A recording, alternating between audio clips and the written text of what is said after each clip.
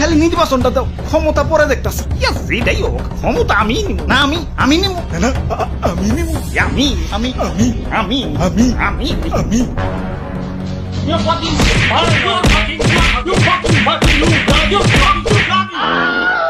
আচ্ছা মারামারি করে লাভ নাই, যোগ্যতা ধামো মাঠে। আমি 10,000 মানুষ নিয়ে মিছিল করবো, আমি পারি না?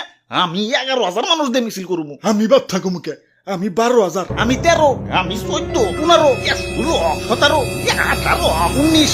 আপনারা যত করবেন তার চেক বেশি। তোরা কি শুরু করছস?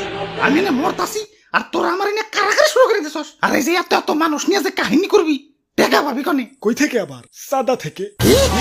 ইয়ে মানে সাদ, আজকে আকাশে সাদ উঠে নাই।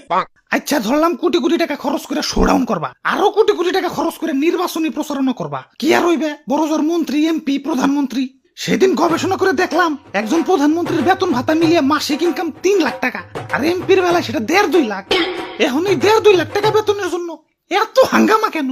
আর ক্ষমতা তো মাত্র 5 বছরের জন্য। 1.5-2 লাখ করে মাসে কামাইলে 5 বছরে কামাইবা মাত্র 1-1.5 কোটি।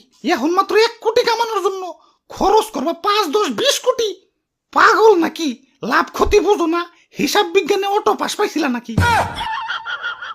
আরে কি যে কও, মানসি কি লাভ করার লেগে রাজনীতি করে নাকি? রাজনীতি করে হইলো দেশ ও জনগণের সেবা করার লেগে। হ্যাঁ সেবা না কসু বাস দিয়া খাড়া করিয়া থইবা নি?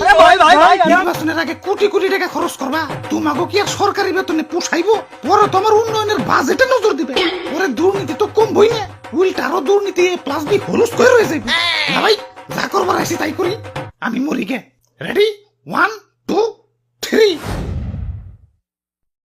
কিরে মরি না কে? আরে তোরা কারা? আমরা জনগণ, আমরা তো আপনারা এইভাবে মরতে দিতে পারি না, আমরা আছি আপনার সাথে। যাক এখন তাহলে একটু বাঁচার স্বপ্ন দেখা যায়। ওই অমুক নেতা তো শোডাউন দিতাছে, তাই আমাকে কি খালি তো শোডাউন দিতাছে না, উনি গেলেই বিরিয়ানি আর পকেট খরচ ফ্রি দিতাছে। তাই নাকি? ওই চল চল বিরিয়ানি